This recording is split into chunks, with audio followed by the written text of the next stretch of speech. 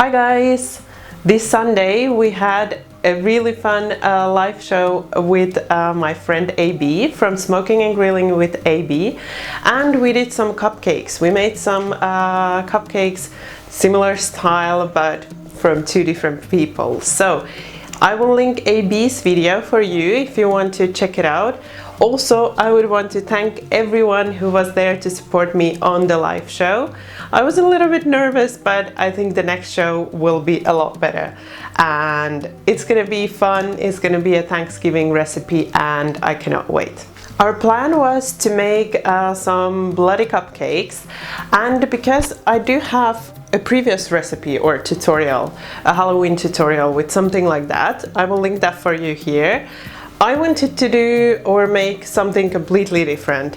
So today I'm gonna make also bloody cupcakes, but they are going to be a little bit in Black Forest cake style.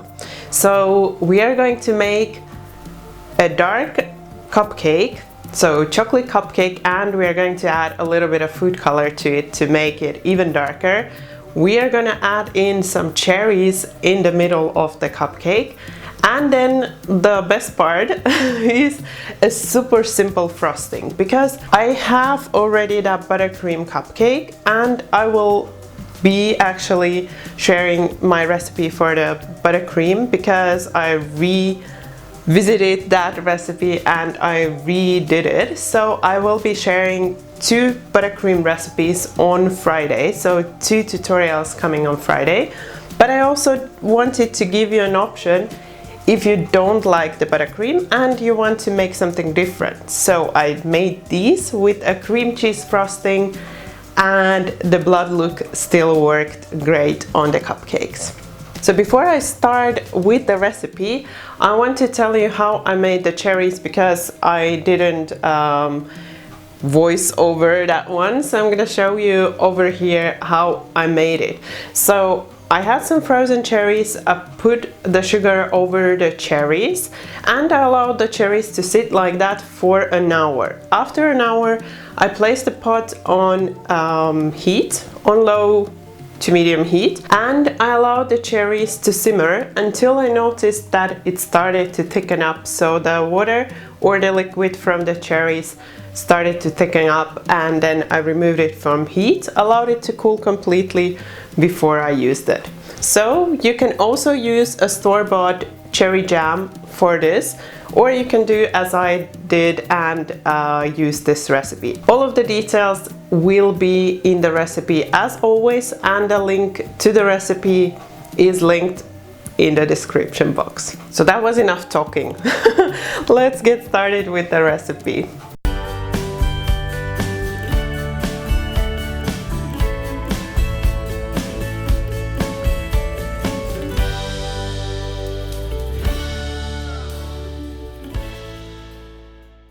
You want to start by beating your softened butter with the sugar until it's pale and soft. What you also want to do is to have the rest of the ingredients, like the eggs and the kefir or buttermilk, whichever you are using, also at room temperature. So I'm gonna add the sugar to the butter, and then I'm gonna beat it for 3 to 5 minutes until it's pale and fluffy.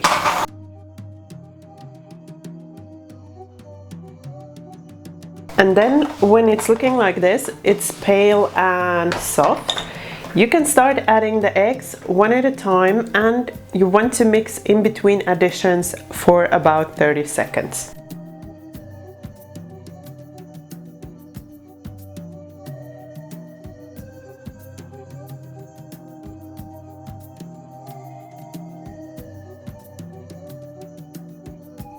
Once the mix is looking nice and pale and creamy, like you can see here, you can start adding in the dry ingredients and the liquid.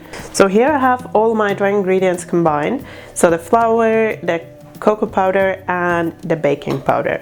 Now I'm gonna sift in 1/3 to my eggs and butter. Then you want to continue mixing, but you want to mix on low and only until it's combined, so that you don't overmix.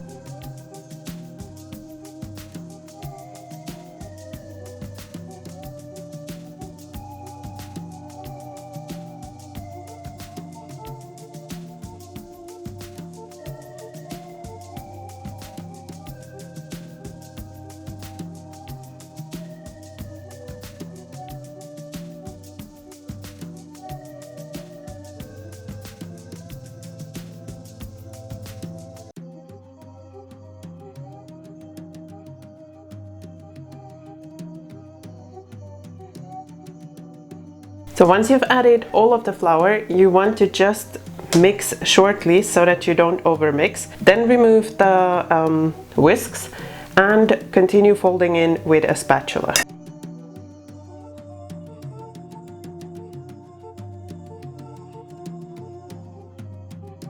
Also, before I mix more, I want to add a little bit of black food color so that the cupcakes will be really dark.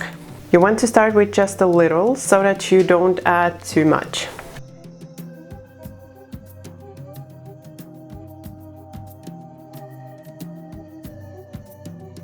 I'm gonna add a little bit more just because I want to make it a little darker.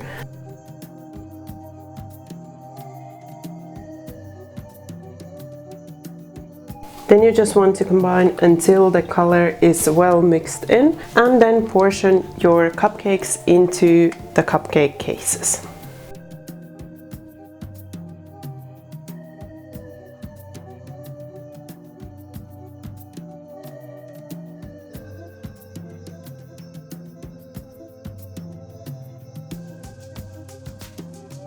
And now we're going to make the easiest icing that there is.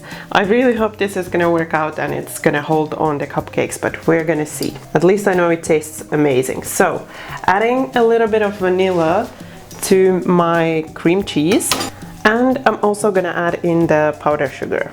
Then you just want to mix it in so that it's all well combined.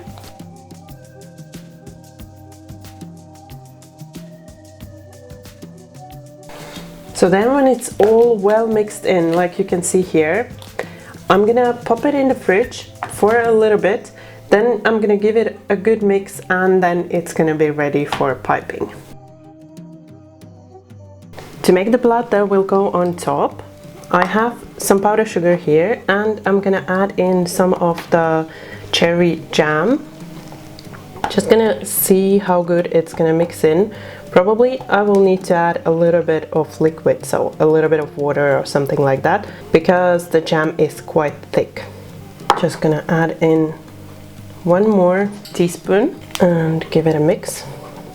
And you can see it's really thick. So what I'm gonna do is just add a little water, but really a tiny bit first. Even this might have been a bit too much. So you can see the color is quite nice, even without the food color. So you could keep it like this. It's not exactly blood color because it's quite like pink, dark pink, purple color. But if you add in a tiny bit of food color, it's gonna be great. Also, you could make this a little thicker if you want. So now I'm first going to add in a little bit, not that much, of red food color and give it a mix to see how the color changes.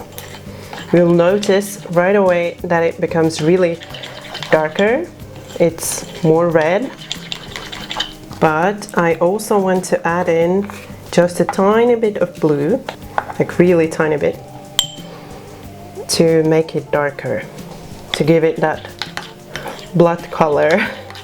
So you can see how the color changes right away, and it's gonna look great on the cupcakes.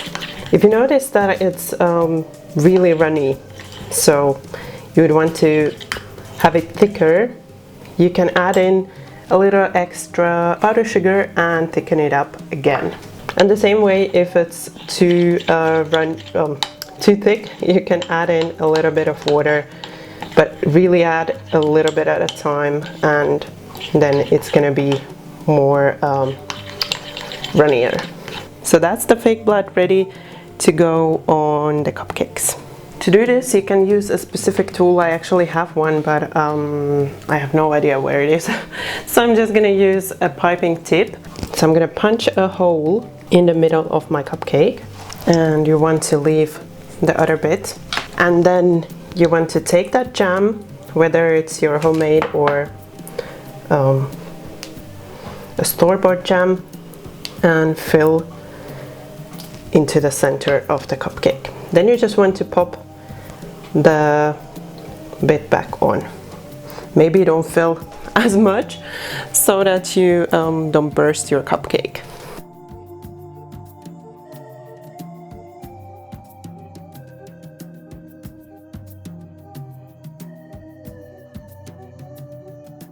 Then I took the cream cheese out of the fridge and I filled it, I actually gave it a short mix and filled it into a piping bag. And now we are going to pipe a swirl on top of the cupcake. Yay! It worked out, so you can even make these with cream cheese frosting.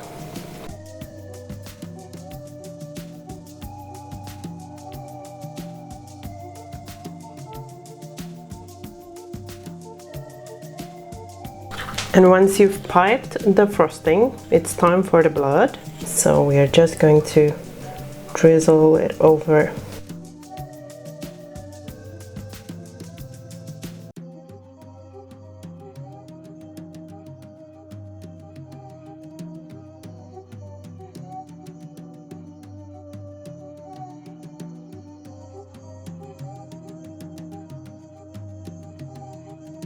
So the recipe or the video turned out to be quite long, but I must be honest with you that actually to make these cupcakes, it doesn't take that long. It is about 15 minutes you put together the batter for the cupcakes, and well, the icing is probably the fastest icing I have ever made, so it takes just a couple of minutes to whip that up and it's ready to go on the cupcakes. So even though it might look like it's a lot of work and it takes a long time, but it actually is not.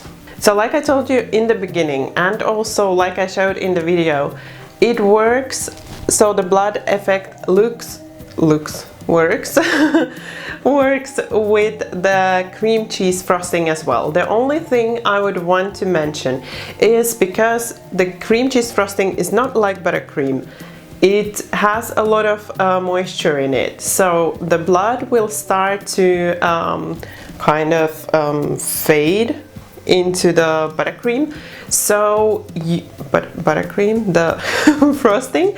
So what you want to do is to either just pour the blood over just before serving, or I thought of another fun idea. What you could do is to prep the blood just before you're gonna serve the cupcakes, and then you can allow each and every person to decorate their cupcake with the blood themselves. They will have some fun and they can do it their way, and then they will still have time to take some nice photos of their creepy bloody cupcakes and then enjoy it right away. What do you think? And I wanted to show you what happens to the cupcakes, so you can see actually how they look if you leave them for longer. I made these yesterday and I was lucky to save just one. I mean, they were really good. I made 12 and I made 12 on Sunday night and we are down to just one, and I could barely save that one before cameraman devoured that one as well. So I have one cupcake left, and that's how this will look, or that's how the blood will look if you leave it or if you make it like a day before. So I mean, it doesn't look bad, but it does look a little bit different from how it looks right when you pour the blood over.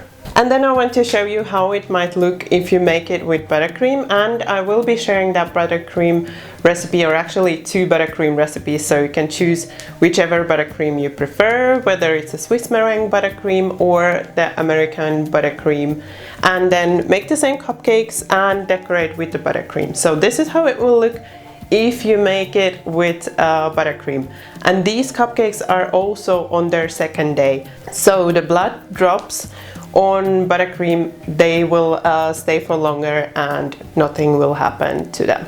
But if I'm honest with you, because I'm not a huge fan of buttercream and I only use buttercream when I really have to use buttercream, so I actually prefer this one because I love cream cheese frosting.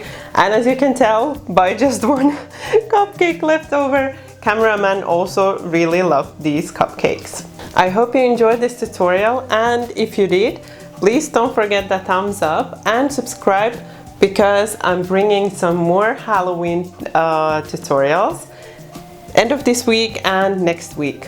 Thank you for watching my video. Bye bye until next time.